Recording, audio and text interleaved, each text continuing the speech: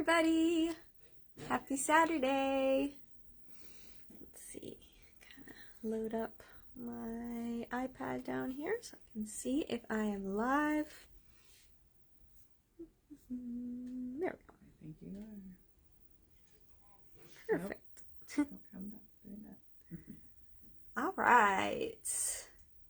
We are going to be making some Gothic windows out of Isomalt today. Our beautiful transparent windows here. So I'm going to show you all about how to make those. This one is all Isomalt, but I'm also going to show you in cookie and talk about using other mediums as well for your gingerbread houses. And be a haunted gingerbread house would be perfect. All right, I'm just going to wait a minute for everybody who would like to join live to jump on, and then we will get started. How do I get this? There we go. Hey guys, how's everybody doing today? Let me know if everything is looking good, sounding good, and we will get started here in just a second. I'm going to continue preheating my Isomalt. I'm starting with some black Simi Isomalt, heating it in the microwave for 30 seconds and then 15-second intervals. I already started, so it's a little bit pre-warmed, but I'm going to pop that back in now while we wait for everybody to jump on.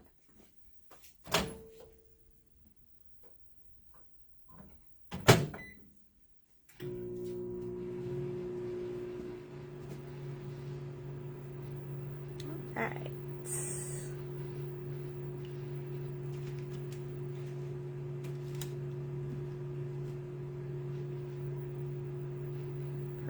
Perfect.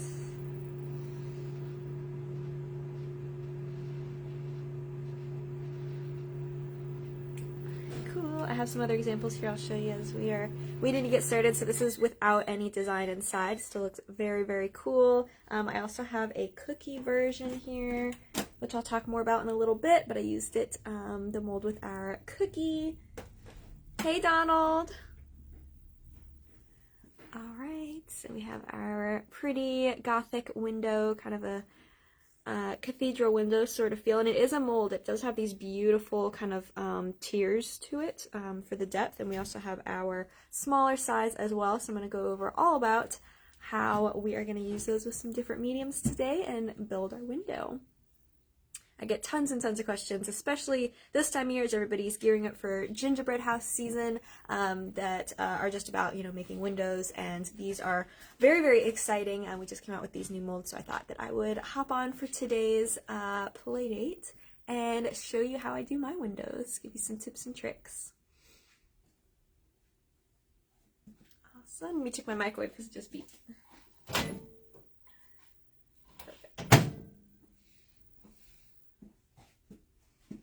All right, hey Jessie Ann, welcome on. Yes, Mom is in the comments and she's here too, Dad as well. And she said, please share.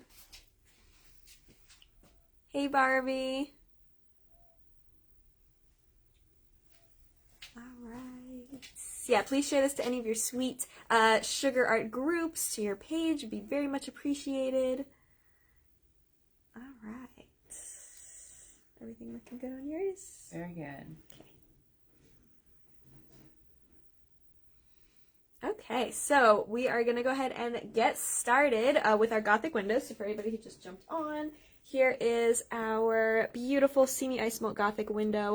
We are going to be talking all about how I make my windows, the solo sheet patterns that I put inside, and we're also going to go over using different mediums. This one's all Isomalt, but you could definitely do lots of different kinds of mediums, from cookie, actually making these out of cookie, to, lots of different edible kind of variations. And gingerbread houses. Yeah, definitely gingerbread houses. All right, perfect. So we will start off. I'm going to go over a little bit about the mold and of course the Isomalt that we're going to use. So we have our large and small of our Gothic window molds. We had so much fun designing these. Our amazing friend Lori was able to fabricate these for us. So once we kind of worked with her on the design that I wanted, she was able to help us in creating some masters that were completely unique to us for our silicone molds, which is very, very exciting. And I am really happy with these. I just love how they look. I love just kind of that sort of gothic theme, especially for Halloween coming up, but also I think that this would be beautiful in, you know, like reds and golds and white with snow in the background for Christmas. And there's just lots of different ways you can kind of dress these up, and they're perfect sizes for either very big statement windows or just regular sized gingerbread house windows as well. I don't want to mess up this person's name. It's so pretty, Zarel. Oh, hi! Watching from the Philippines. Thank you for staying up till 2 a.m. to watch us. Or maybe waking up at 2 a.m. to watch us. Awesome. Yeah, definitely ask any questions and stuff too if you have any in the chat, because we are both keeping an eye on that so we can see what you guys are saying.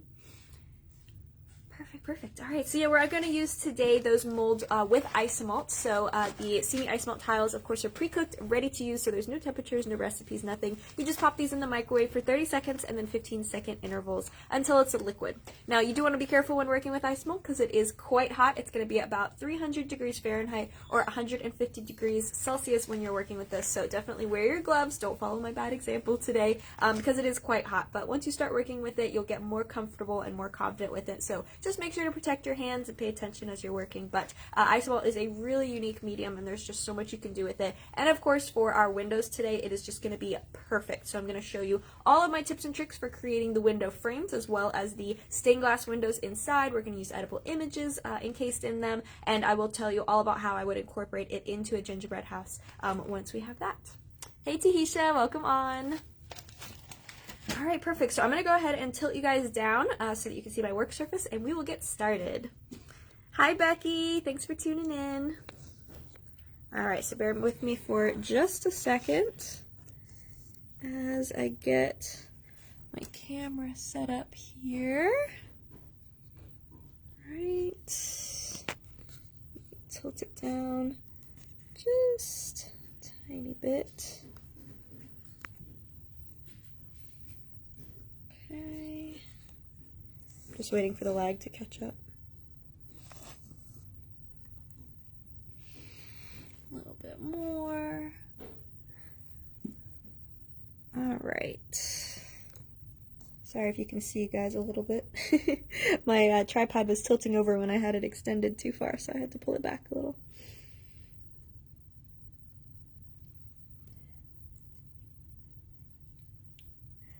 All right, awesome. Okay, perfect. I do have my iPad set up here, as you guys can see, so I'll be able to see your comments if you have any questions. Hi, Lori. Hi, Cheryl. Thanks for tuning in.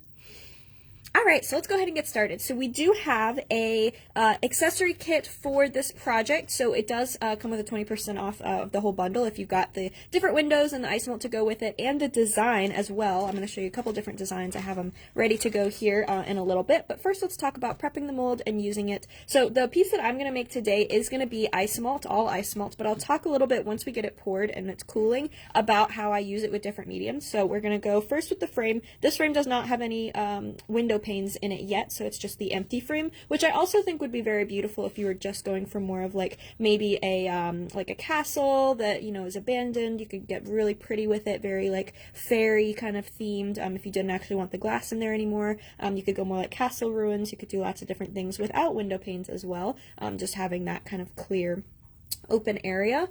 Almost kind of has the look of like the panes from Harry Potter, where they would hang out in the courtyard. So that one is in cookie, so we'll talk about how I do that in just a little bit, but you can see how pretty it is to just have that as well. But of course we want to add in the designs for this one, so I came up with 3 different variations for this project that I thought worked well with it, that I'm going to show you guys how we are going to do.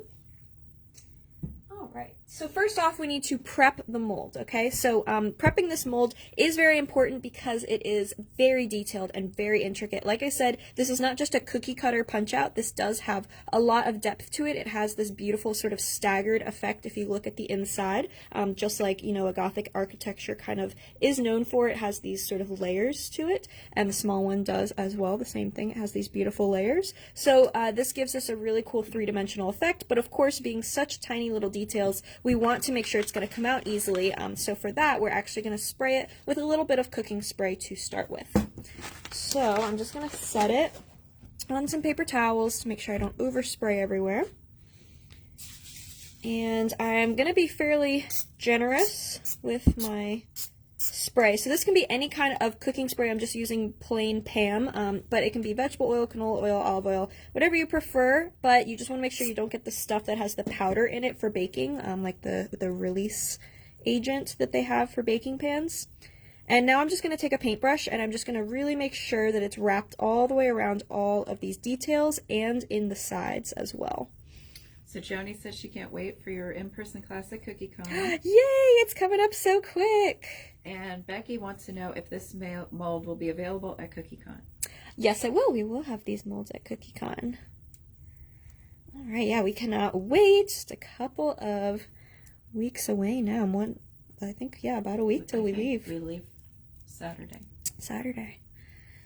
Cannot wait. Okay, so I just kind of used my paintbrush to make sure that it's all just kind of spread into the nooks and crannies. And now I don't actually really need it on any of the raised areas, and I don't want it to be pooled either, so I'm just going to dry and kind of wipe off the edges so that I don't get oil everywhere, but I'm not really trying to necessarily wipe it off of the inside. I might, if there's a really big pool somewhere of oil, if I oversprayed, I might blot that a little, but you do still want to leave a pretty generous amount of the oil. So I'll kind of hold that up. Maybe you can see it a little bit better how much I have in there. And that's just going to help the pieces slip right out without you having to worry about them sticking or grabbing onto the mold. Okay, and I do that with some silicone molds. So silicone doesn't necessarily need oil to release. A lot of silicone molds, I would say most silicone molds you don't need to grease, but things that have a lot of detail, or it's mostly because of suction, not necessarily that the actual medium is sticking, it's that there's a suction to it, and this just helps the suction get out a lot easier. Okay, so I was melting my black Isomalt, so I'm going to go ahead and grab that. And I'm going to pop it back in for another 30 seconds or so because you want this to be as liquid as possible when pouring these teeny tiny little details. Now, it will take a little bit of practice, I'm not going to lie, to get into all those tiny little cracks and crevices. A small bowl or a bowl with a nice spout or something really flexible like the measuring cup bowls that we have that create a nice spout is perfect for this because you do need to get into those finer details. But luckily it's Isomalt, it's okay if you overflow because we can clean it up really easily. And of course you can always throw it back in the bowl and melt it again. I'm going to go 30 more seconds just to be safe, and I'm going to do the big one today, but as you can see the little one comes out very cute as well. When I drip it into the little mold, I do actually just use a silicone mold or a toothpick to kind of scoop a little bit, and then you can just pour it and kind of drag it into the mold, or you could pour the outside frame since that's bigger and you can kind of pull the edges in, but sometimes that cools very quickly, so I usually just take a toothpick and I just drip it in, or if you have a teeny tiny little pinch bowl, you can use that as well. Now another thing you can do, I didn't do it with any of the Isomalt, but you can also fill over the back. So if you don't necessarily mind not having the pattern in the background of it, with this cookie one, I just filled completely over the back of it. I did this one very quick, so I definitely could have been cleaner with this. But you see how I just filled over the back, and it's still very pretty and has lots of detail. So you could absolutely do that with the Isomalt instead. So in that case, I would make sure that the whole thing is greased really nicely, and you could definitely just fill over this whole thing. I would use a little silicone tool to kind of make sure it's in the cracks and crevices still, but it would definitely look very pretty and still have a lot of dimension to it and not have to worry about those teeny tiny little details. But for this, since I want to fill in the window panes, I am going to fill in the little details. Okay, so I brought it to a boil and I'm waiting just until the bubbles have mostly settled. Again, we don't want this too thick when we're pouring, otherwise it'll be way too hard to get it in the crevices, but we do want it cool enough that it's not actively boiling, because that way it's going to boil all the air out, but it's also not going to be too hot. We don't want it boiling hot because I don't want to melt my silicone tool or to cause any stuck spots with it being so boiling hot. So I always wait for the majority of the bubbles to settle. Barbie's asking, do you prep the small mold with Pam as well? Yes, definitely. Perfect. Okay. So you see how it's pretty much mostly gone. I might start it a little bit earlier than I normally would. There's still one or two bubbles rising to the surface, but I'm not too worried about that because I want to get it to into the mold as thin as possible. So I usually like starting on the outside because it's a little bit thicker and a bigger area for me to fill. And I'm just going to avoid holding my breath, but go around the outside. When you hold your breath, you start to shake your hands. So I try not to hold my breath with little details. And it's okay that I'm just dripping, even just one drop at a time, some spots. And again, this will take a little bit of practice, but as long as you have it really liquid, I find that to be the most important factor. Sorrel said she attended your workshop during the Cake Fiesta Manila 2019. Oh my gosh! That was such a fun show. Let's see. Alright, I'm breaking my own don't hold your breath rule. So I'm just making sure I go all the way up so that I cover the sides of this. And I did overflow in a couple of spots, and I'm not worried about that at all. There's a couple ways that we can fix that. While it's warm, you can either take a silicone tool or a toothpick, and as it cools, you can push it back in or even just remove it altogether. Or you can also just use the torch to smooth out any rough spots after it's cooled. So we're just going to push those back in. And then we're going to let this cool for a couple of minutes. It won't take very long because these little tendrils are very thin. Alright. But I do just take that time, and as it cools, it gets easier for these edges to pull away. Also, if you feel like some of the edges didn't quite fill all the way in, you can very carefully kind of go back with a toothpick or a silicone tool and push it into any crevices. If the Isomalt's warm enough, you won't have that issue, but if it was a little bit cooler, it might not run all the way to the little points. So sometimes, especially these kind of more drastic points, I'll just push the Isomalt into place. Okay. Perfect. So I still have a couple little rough spots, but that's what the torch will clean up afterwards, so I'm not too worried about that. It's already cooling quite a bit, these thinner areas as well, because the silicone was so much cooler than the Isomalt when we poured it in. It's not going to take too long. Okay, I do have an extra one if I need to go ahead and pour this one, but I'm going to try and get this one cool enough so I can show you unmolding. So I am going to put my little fan on it next to me. So if you hear a humming noise, that's just the fan, and that just speeds it up. You never want to put Isomalt in the fridge or the freezer because the moisture and the condensation will affect it. So I just put a little fan on it if I need to. Jessie Ann asked, do you ever pipe in the small details? I don't pipe with Isomalt because it's a little bit too dangerous to have it in the piping bag and have my hand around it. So I personally don't. I just use tiny little bowls and just fill in any little cracks and crevices that way. Royal icing would work fine though. Oh yeah, if you were filling it with royal icing, you could definitely pipe into it. If you were doing chocolate or something like that, it would be a little bit delicate, so I wouldn't use a confectionery coating like a candy melts. I would use tempered chocolate to make sure that it's really, really strong, and I might even cover over the whole thing just to avoid any sort of breakage. But as long as you're careful. Brianna is new to Isomalt. Do you offer any classes or online courses? She's in the UK. Yeah, absolutely. So I do a lot of online classes and lives just like this. We do Zoom classes as well. And I am actually going to be in the UK teaching as well, right, in November. Yeah. With Dinky Doodle, which is in Nottingham. We're going to have classes there after CI again this year. And I'll be at CI too. Yeah. You're going to be there. I'll be doing demos at our booth, which we're also there with Dinky Doodle. And Crystal's watching from the Dallas-Fort Worth airport. Hey, Crystal! Have a safe flight. All right, so we're going to let that cool a few minutes. I am going to put a fan on it, like I said. So I'm just going to kind of set this here. Maybe I'll turn it down a little so it's not too loud. So I'm just kind of tilting it on there to help it to cool down. It's kind of blowing the air over it. But I also want to make a little base for this to sit on. So you can, of course, put this into your gingerbread house just as is if you want to set it in there, which we'll talk about in a second as this is cooling. But for me, I wanted to have it on a little base to really stand it up and show the light behind it for demonstration purposes. And this, I think, would just be pretty as a cake topper, or, you know, set on the side of different tiers and things. So I wanted to add this sort of like little cobblestone base that it's sitting on. Kind of gives it like almost like a graveyard sort of feel, I think. So that's what I'm going to make, and this is going to be very easy and very freeform. Alright, so I'm just going to take a little bit of that black Isomalt and I'm going to pour it out into kind of a blob. Very technical term there. And I don't want this to be too perfect as far as the edges. I want it to be a little freeform. But I do want it to be long enough that the window will fit. I'm going to use this other one just because I have an extra one here to kind of measure how long that needs to be, but of course you can just measure the base if you don't have an extra one next to you, and just make sure it's going to be long enough. Okay, and I might push out the edges just a little bit so that they're less perfect.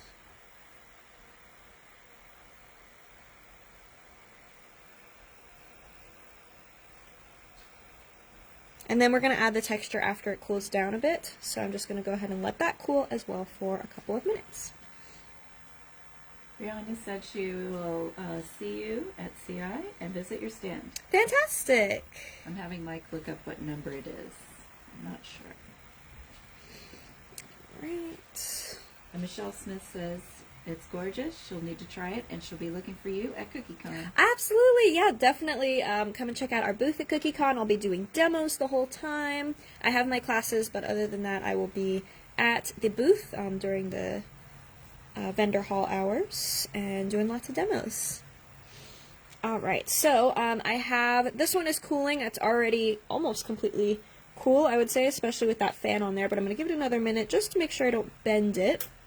Maybe move my fan to the other side, and we'll let that one cool down a little bit as well. Alright.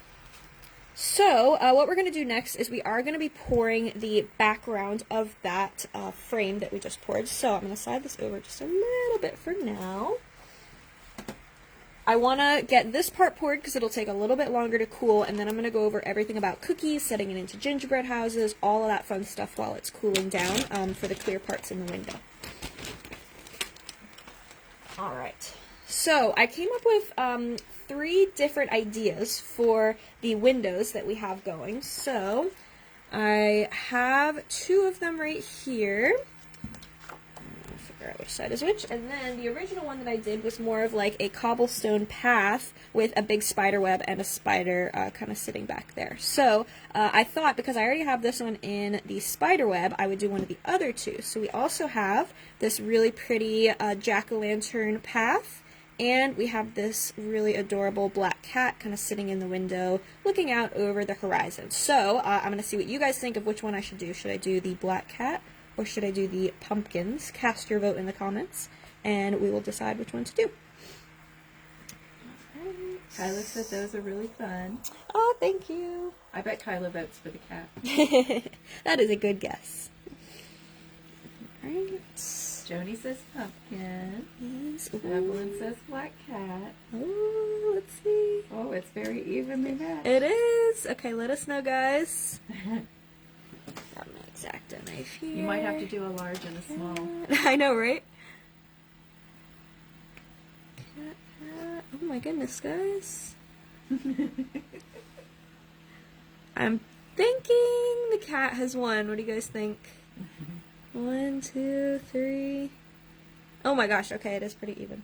Okay, how about this? How about I will do one with the cat and one with the pumpkin, because I have an extra one here, so we're going to do both. That works, because I was not expecting it to be that divided. I love it. Kyla says clearly you need a black cat in a pumpkin patch. I guess so. Who knew? Are we going to see Kyla next week? Oh, I hope we get to see Kyla in Austin. Oh yeah, I hope so too. We'll be in Pfluger, though. Alright, cool. Okay, we will do both, guys, because I keep seeing just alternating ones every time one's voted for. So, we will go ahead and do one of each. These are printed on cello sheets. So cello sheets are an edible paper. They are completely edible. They're like a glycerin base, but they are really cool for windows. So I like to use really contrasting designs. You'll notice with a lot of our pre-printed patterns. So these are ones that we have available on our website that you can purchase pre-printed. I can always do different sizing too. So I made these to fit with our large window, but if you ever need them for the smaller one or you need different sizes, just let me know and I'm happy to accommodate. But cello sheets just have a couple of little things that you have to keep in mind when working with them. You do have to peel them off the backing first, and I keep them sealed in an airtight container whenever I'm not using them. Okay, just because they can curl from it being too humid or too dry. But what I'm going to do is I just put a cut to release it from the backing because the suction is so hard on the edge to get it apart. So I just put a little slit with my X-Acto knife in the corner, and that way it just peels right off. Okay. So there's our black cat. Becky says it should have been a bee. Bees would be really cute for spring. Alright. Oh, and our booth at CI is F40. Dawn is messaging us now. Oh, perfect. So that is going to be where we will be for Cake International. If anybody's going to be there in Birmingham in November. Very excited to be returning. Michelle would like to know, do you I store them in a Rubbermaid kind of airtight? Yeah, as long as it's airtight. I usually use a Ziploc, just like a zip top bag, but as long as it's airtight, you should be able to use a container as well. Okay, so I have these both with the backing peeled off now, so they're very flexible. They kind of feel like a vinyl window decal, like a window cling for your car or for your front windows. So they're very cool, textured, and again, they are really transparent. So they work best with really contrasting designs. So you'll notice a lot of the designs that I have pre-printed are like black silhouettes, or they have very vivid colors, and stained glass works perfect for it too, because they're always very, just very sharp. So we're going to go ahead and use those in just a second. And now that the backing's pulled off of them, we can just pour right over them with Isomalt, and it will kind of encase them and set them. Okay, so now I'm going to go ahead and release the window. Now, if it does break, it's not the end of the world because we can torch it back together or, again, remelt it. But the oil really makes it slip out easily. You can see I really didn't even have to put any effort in. I just flexed it a little bit, and it comes right out. Super pretty. So I'm going to go ahead and dry off any excess oil really quick, and it gives it, because silicone naturally collects some bubbles on the surface, it gives it a little bit of texture, and I actually really like that for Gothic windows, so I'm not going to worry about smoothing away any of that texture and risking distorting it. If you can kind of tell in the light reflection, it gives it this really pretty sort of like an antique look, but if you wanted that completely shiny and smooth, you could very lightly torch over that to smooth it out. Now, the one thing I am going to do is I am going to flip it over and just lightly torch the back, because I do remember those little spots that I pushed in with the toothpick. They kind of leave tiny little rough edges.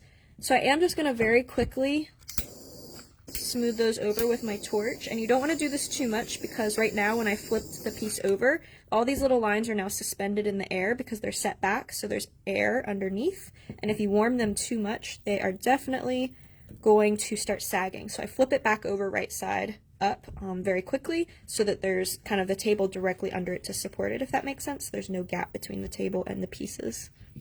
Okay, so I just lightly torch those to smooth them out. All right, so we're gonna let that cool for just a second, and I'm gonna heat up some clear Isomalt. Yeah, I love these cello sheets for designs like this because they just come out so pretty, and they are going to be just really, really perfect for the effect that we're trying to go for with the stained glass. Okay, now I am going to go ahead and pour this on this gold mat. So this is the same one I just poured the base on. The gold mat is a non-stick oven liner type mat. You can also use a piece of non-stick aluminum foil. It has to be specifically non-stick. And you could also use a piece of regular aluminum foil, but it does need to be greased with cooking spray if you don't have the non-stick kind. Alright. Okay, so I'm just going to center my window right over top of that design. You can pre-cut. Want to turn it up for a second? Okay, we might be back. Let me see if it catches up. Yeah, we're back. I think so. I have no idea. I just looked at my phone screen and my messenger was open. I did not touch any buttons on this phone right here. So Facebook must be having a little bit of a glitch. But we should be back now. Let me make sure that everybody can see me. Can you guys see me and hear me okay? Mine is caught back up. Did yours catch back up? Yes. Okay. Yes. Crystal, it was us, not the... That was us. I have no idea why Facebook thought I needed to send a message right now. Oh, yours is cutting in and out too, Becky? That might have been us. Okay, Laura gave us a thumbs up. Okay, sorry about that, guys. No idea what happened. The tripod's not even hitting any buttons or anything, so I don't know what happened with that. But essentially, all I've been doing is just centering my design over top of that cello sheet so that it is in the right spot. And you can pre-cut the paper if you want to. I'm not sure where it cut out, so I'll just repeat that part. You can pre-cut the paper beforehand, so you can use an edible marker to trace around the outside right now, and then you can go ahead and cut it out, but I usually find it easier to just cut it out after.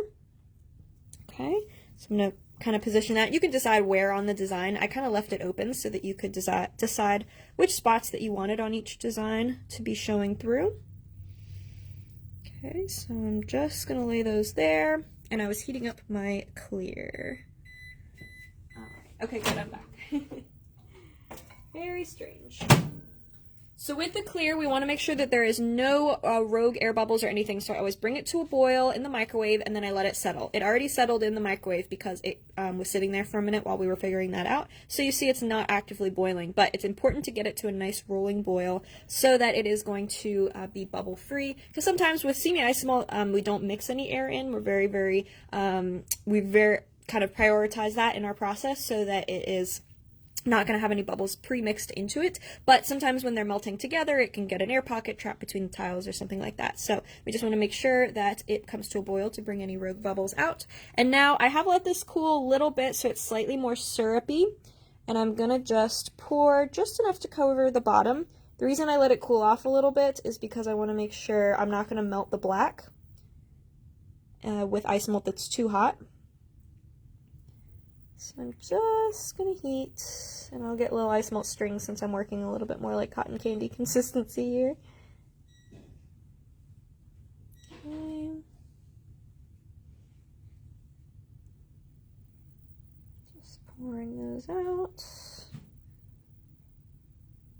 And then any little spots that it didn't quite fill into, especially kind of towards the top, I'm just going to use my silicone tool, or again, you can use a toothpick instead, and just guide it and push it into place to make sure all the corners are filled. Isomalt has a lot of surface tension, so sometimes it doesn't like to go into those sharper points of the corners. Patricia would like to know, are the two windows the same size that you're pouring into? Yes, these two are. I had one pre-poured just to show you guys, and then the one that I poured, so they are the same.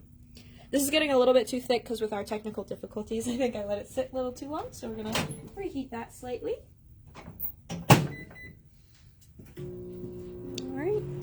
And we'll be debuting these molds at CI. Yes, we definitely will. And CookieCon. Yeah, and I'll be demoing them at the booth too, so if you want to see them a little bit closer in action, we will have that going all weekend. Well, kind of weekend. Weekday weekend. Almost there. Now, if you see any little stray air bubbles that do tumble in, you can lightly torch those, but try not to torch too much that the black starts melting into the clear. So I just do that really sparingly, and it doesn't take much anyway. Hot air rises, so if there is a stray bubble, it'll rise to the top.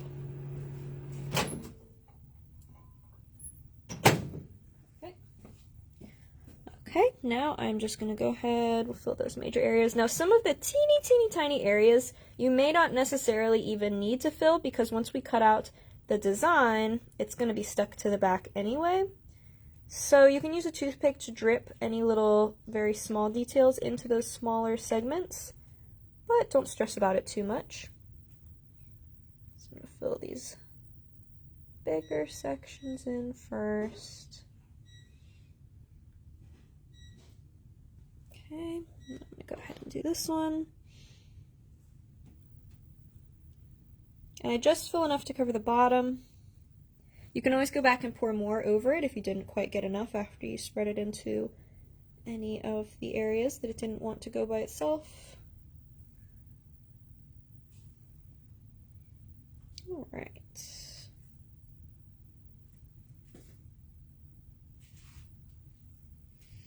Okay, I'm going to heat it up a little bit more. Since I'm working with it a little bit thicker, you have to heat it up more frequently just because it'll be kind of on the edge when you're pouring it of too cool, and it cools down a little bit faster. So we just take the time to reheat it. It'll be worth it.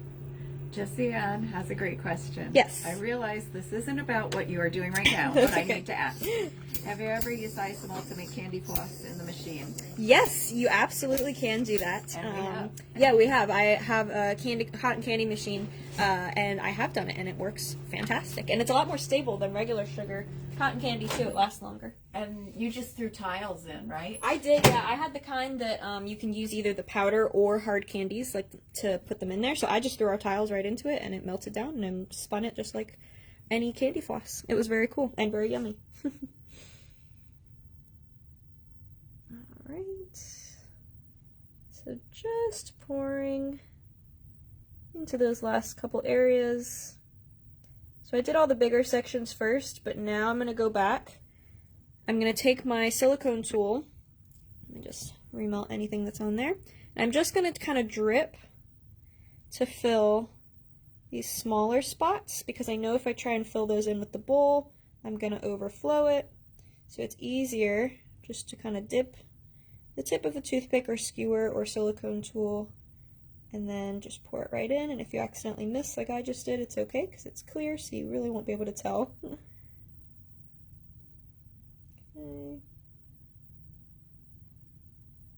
And we're going to let that cool for probably 5 to 10 minutes, depending how cool it is in the room. Since I have my little fan, it shouldn't take very long. Plus, this is a little bit of a time-consuming process, at least in comparison to some other Isomalt projects, because you just have to get all the little crevices and everything. So a lot of the first segments that I poured in these windows are already almost set, because they're not very big. So I will just unmold these once they are ready. And again, you don't want to put this in the fridge or freezer, so if you need to speed it up, just use your little fan blowing over it. Or just make sure that your AC is set very cool, or that it's very cool in your kitchen. Alright. Perfect. Okay, if you get any little cotton candy strings or any stray bubbles, you can go ahead and lightly torch over those now. Try not to torch the cello sheets by itself, like the edges that are showing, because they will melt and burn. Alright, and we're going to go ahead and just let that set up a little bit. I'm going to go over how we're going to decorate the base and how we're going to use this with Cookie if you wanted to. While that's cooling. Okay. Grab my little fan. I'm just going to put it between those two to help it cool. Alright. So, let's go ahead and impression this base so that it can get cooling as well, but this one is definitely now clear. It's been long enough, or cool I should say, so I just have this cute little blob, and you could leave it just as is. You could cover it with like crushed up cookies for dirt or something. I would probably do that after the window's attached upright, but what I'm going to do is I'm going to add a little impression to it. So this is our cobblestone impression mat. I'm going to go ahead and heat up the surface. I have to turn the fan off of that for a second. And I like to do this after so that I can do a much bigger surface than what this is, but mostly because it gives me more control over how the pattern's going to come out and where it's going to come out. Alright. So you can see, the more you heat, the deeper the impression will be. And I overlap it just slightly because it's cobblestone, so you're not going to be able to really tell it's busy enough. And this doesn't need to be greased or anything like that. It's getting a little bit bendy again because I just reheated the surface, but look how pretty that is. It's kind of subtle, but it just adds a little bit of texture, and I think it just looks really, really pretty. I use this for scales. I'll use it for all sorts of things, but I love it for cobblestone, like walkways and things like that. Okay, so now we'll let that cool with the other pieces while we talk about our gingerbread, since we reheated it with the torch. Okay, so very simple, very easy way to make little bases for things to stand up on. Alright, so now let's talk a little bit about some cookies and some applications with gingerbread houses. So I also made the two windows, the large and small, in cookie. I did these very quickly, so I definitely could have done it a little bit cleaner, but I just wanted to have some to show you guys. So this one I did just as normal with the holes in between each of the kind of sections, and then this one I filled over the back, so it's actually completely filled over, and so you could do any of these pieces that way as well. You don't have to have the design in the background. You could just fill this over and it would still be very pretty. Now, to bake these actually out of cookie, I pretty much did the same thing where I just pressed the dough in, and you can bake it right in the mold. Our molds are high heat for Isomalt, so that means they're also high heat for an oven. You can put them in the oven. Generally, it's going to be, your recipe will be, you know, around 350 or less for gingerbread, but with my sculpted gingerbread, I think I usually do a little bit less. And I just baked it to my normal specifications. Some of the deeper areas might take longer, so you might have to just check it every couple of minutes. I usually start with like 5 minutes and then check it every minute or two after that.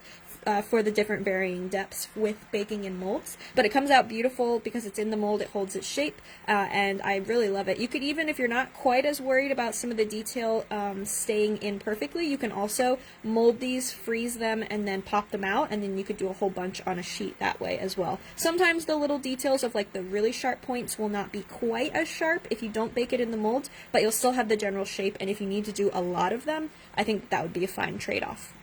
But if you want to make sure that the really harsh points stay, you want to bake it in the mold because dough wants to puff, right, a tiny bit, so it will just round those out a little bit more. Crystal would like to know where she can get your recipe.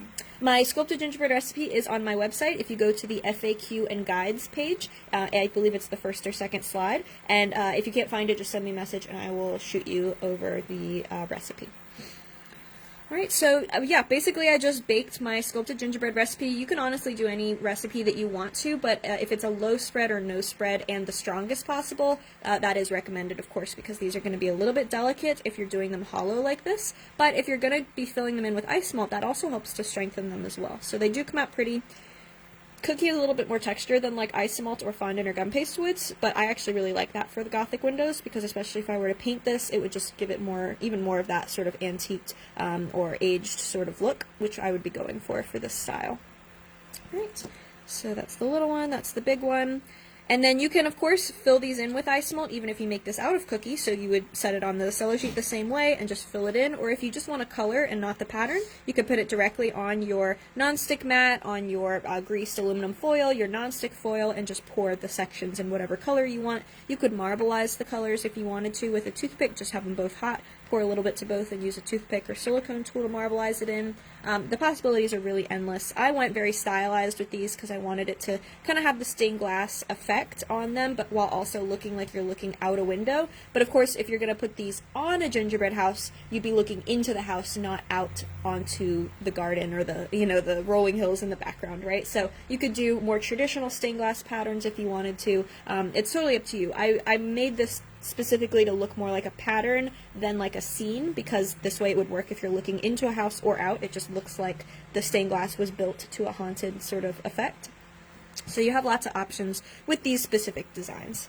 Now, if you want to put these into your gingerbread house, what you can do is basically just take your window when it's finished, and you can put it on a piece of paper or cardstock and trace it so that you have a template, and then you can use that as a template to cut out your dough. So when you have your wall for your gingerbread house, you can just use that template to cut out the windows wherever you'd like them to go. If you're using a dough that does spread a little bit, or you're nervous about that, you can cut it just a tiny bit wider. I'm talking only like 1/8 of an inch wider, so that if the dough does spread a little bit, it gives you some wiggle room if the window opening gets smaller. So that might take some testing with whichever recipe that you're using. You might just want to make like a very small, like a rectangle or something to put behind it and to test how much it's going to spread. But generally you're not going to have too much of an issue, because luckily with these windows you have a very big section of like leeway. So this area, even if you cut it to these edges and it shrinks in slightly, it puffs out slightly, you have all of this before you start to see the open areas. So you definitely have some kind of wiggle room if the dough does spread a little bit. And then all you have to do is just set these into the window. I use Isomalt as glue on my gingerbread houses, putting the walls together and the decorations on that I want super duper strong. So I would just use Isomalt to attach these to the walls while it's flat, and then you can stand it up like normal. If you want them inside set really far, you can, again, make it a little bit bigger so that these fit all the way in, or you can set it kind of on top so that it has that staggered look, that it's kind of pushing out from the wall to give you like that windowsill effect, and just to give you a little bit more of like architecture into the wall itself rather than being completely flush, if that makes sense. But you could do that with either the cookie or the Isomalt windows if you wanted it to be a little bit smoother and more glassy, or have that color and shine. You could definitely inset Isomalt windows into gingerbread house as long as you've glazed it with the clear edible glaze spray, or of course you can stick with all gingerbread and either do hollow windows or have just the Isomalt accents inside where the glass panes would be. So depending on the looks that you're going for, you can use different mediums. You could potentially use fondant and gum paste in this mold. If you're using fondant, I would use Tylose in it to make sure it's really strong, but definitely let it dry all the way. And I also recommend freezing either the dough or the fondant and gum paste in the mold before you take it out. Otherwise it's going to stretch and distort. So I fill the mold, I freeze it, and then I take it out when it's frozen and then let it come back to room temperature. One more thing I wanted to mention, if you're baking in them, I do that same thing. I freeze it. So I put the dough in, whether I'm going to bake it in the mold or not, it just helps with spreading. So I put the piece of medium into the mold, freeze it before I put it in the oven to bake it, or take it out and then put it back into the oven to bake it. Okay. Jessie Ann says wonderful doors too. Yeah, I think you could definitely put a little door handle on the side of this and it would be a beautiful door. We have our round window designs too that would be really pretty with it, so definitely you can you know, elaborate onto this as well. Alright, perfect. Okay, so I think our windows are cool now.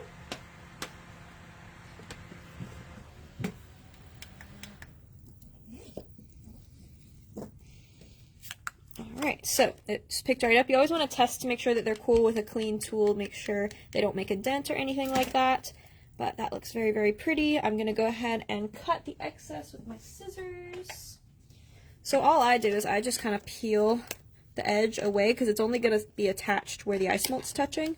So I just peel the excess away and I just cut any of that excess from around the back. Sometimes it'll just break away because, again, it's only attached where it is. Lost my place with my scissors. One moment. There we go. Don't get you. Yep, try not to get me for sure. And I just cut it a little bit smaller than the outside rim of the windowsill so that you don't see the rough edge. And you can use an X-Acto knife for this too if you prefer that. I just find scissors a little faster. Okay, so we have our first one. And I'll show you those with a white background, which helps a lot as well. Once I move this gold mat, because again, cellos are so clear. They look like glass, but that also means they take on whatever's behind it really easily. So these work best if there's going to be either nothing behind it, so light can pass through if it's like sitting up on top of a cake, or if you have a very plain background with a light color behind it. Terry would like to know, do the pieces pick up fingerprints when you handle them? They can. You can wear your gloves. Obviously, when you're working with hot stuff, you would be wanting to wear your gloves. But you can also spray them with the edible glaze spray, and that will take away fingerprints as well. So I always recommend spraying my finished pieces with the clear edible glaze spray, which I will definitely do to these when I'm done. And that will just make sure that they are not going to get sticky or cloudy, and it also just eliminates those fingerprints. All right, so let me get the nice plain background behind us here. So that is our cute little pumpkin patch trail with our design. You can see how clear it is, that you can really see the light shining through it when I kind of block it with my hand. Very realistic. And then we also have our adorable little cat sitting perched, looking out the window. All right. Super cute. I love both of these, and then of course we have our original one, which has our spider web in the background. It almost kind of looks like a sun in the background, which I love. There is a little spider off to the side of this design, but I did kind of cut it off to make sure that that spider web was the center kind of focal point. And Honeycat is incorporating these into her bath bombs. Oh yeah, with the different designs in it, right? Yeah, all of these. Yeah, that will be really, really cool too. So yeah, you can use these for so many different effects. I mean, you can also use silicone molds for resin. You can use it for clay, with soaps. I mean, the possibilities are really endless with these. All right. Oh, The thank round you. windows. Mom went and grabbed our round windows pattern, so you can see this is also on a cello sheet. This one I think, of course, would match this design the best, but we also have some lighter ones and some more like glowing golden windows, which can be really pretty as well. So these are cello sheets too. So if you had a wall, you could have the window there. You could have a round window above it, you know, as the front of your kind of cathedral, or maybe a backdrop to like a graveyard. You know, you can have it if you're doing more of a haunted look. You can have kind of like a little graveyard with kind of a broken wall in the background and some gravestones. Would be really, really pretty as well. And if I want to attach this to stand it up on the little base, let's do our pumpkins here. I am just going to heat and attach those on, but you can also use a little bit of liquid Isomalt as glue. This isn't very heavy, so I'm not too worried about it, but I just melt it. Warm to warm sticks better than warm to cool, so I just warm both pieces so they're both a little bit melty. I'm going to press them together, and I like to use my fan to speed up the cooling process a little bit. Make sure it's not going to move once I let go.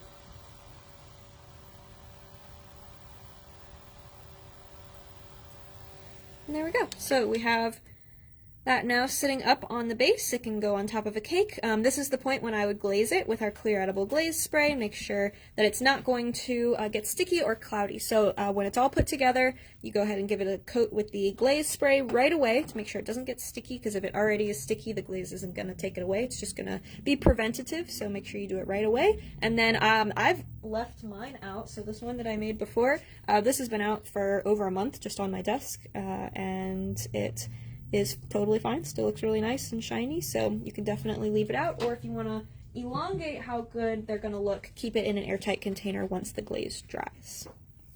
Alright.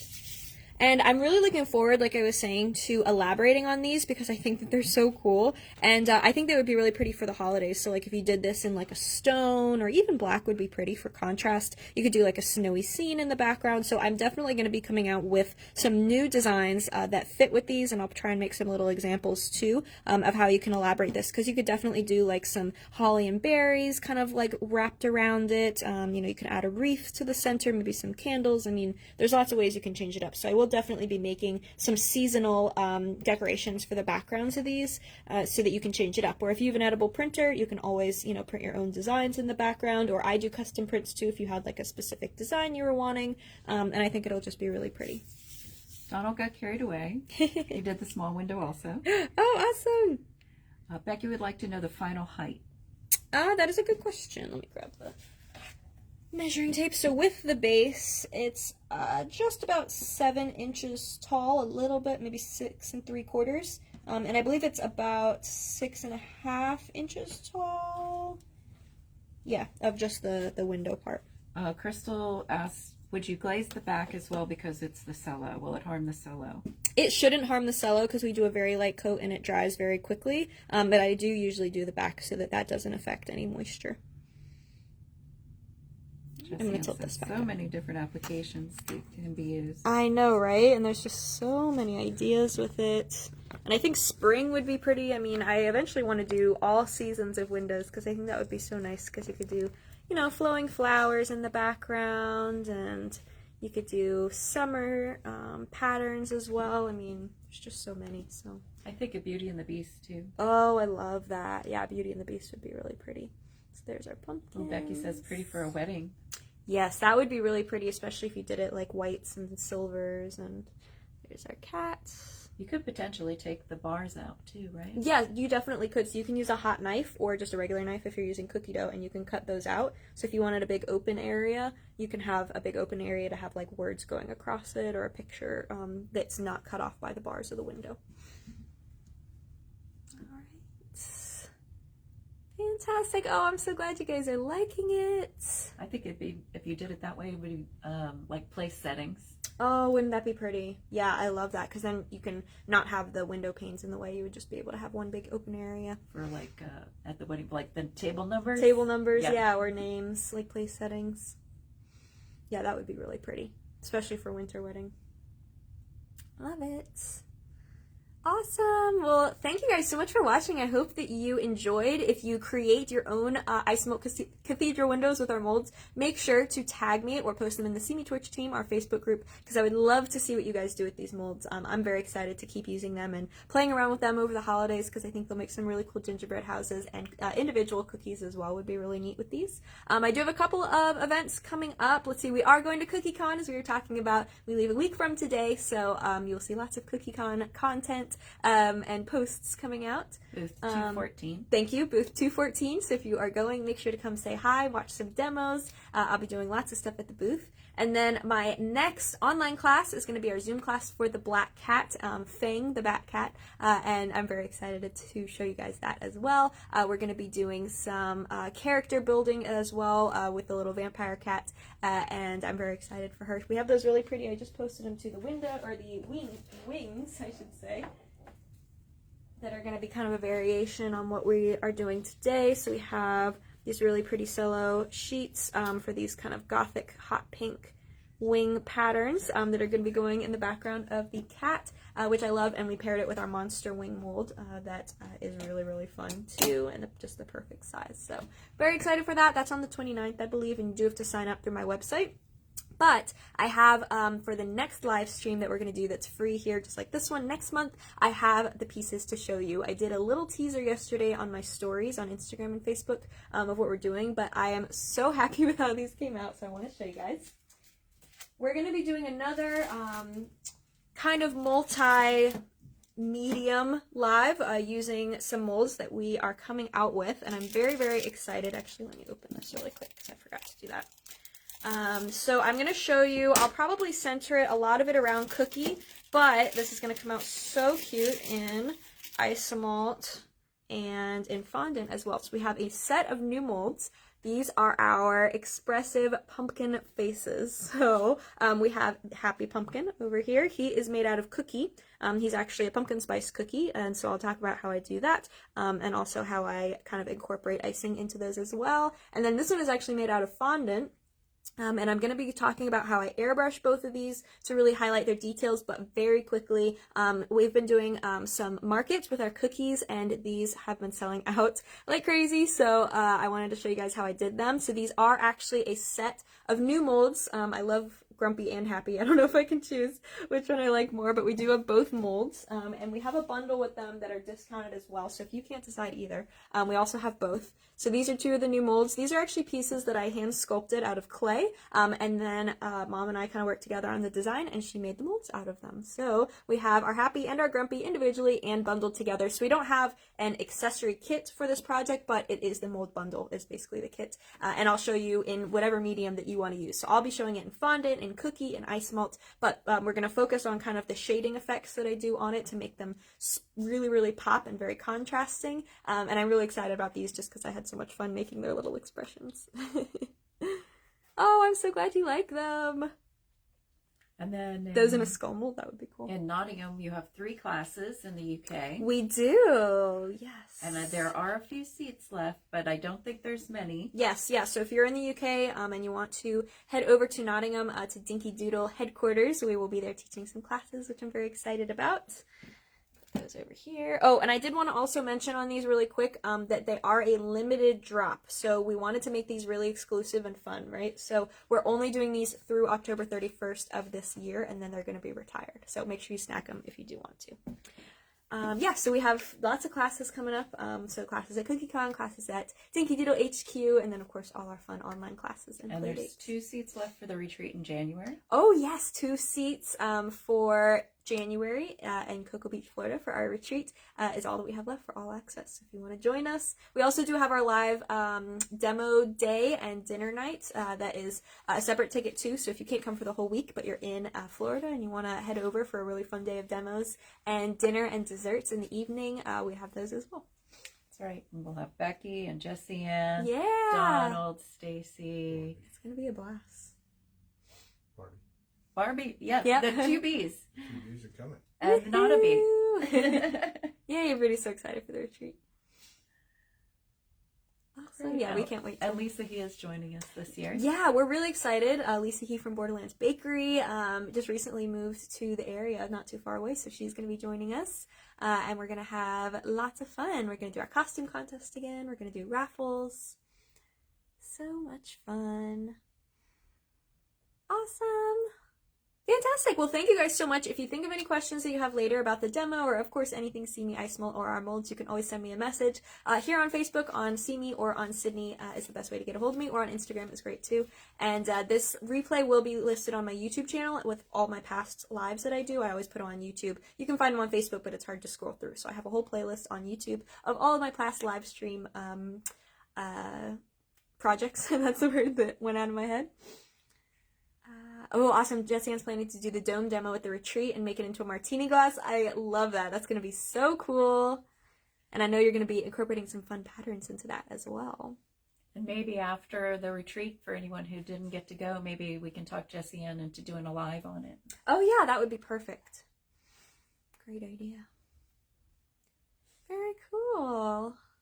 Well, thank you guys so much for hanging out with us today. This was a really, really fun live. I cannot wait for the next one. I believe we are planning for that next live demo the 5th of October for those pumpkin faces. So I'll be showing you how I do all the shading and everything for that on the 5th at 2 p.m. Eastern time, and that is just free here on my Facebook page. So I hope to see you then. Hope to see you in some of our other online or in-person events over the next month. And yeah, we cannot wait to see you guys. All right. Thank you so much, guys. Have a great rest of your weekend. Bye.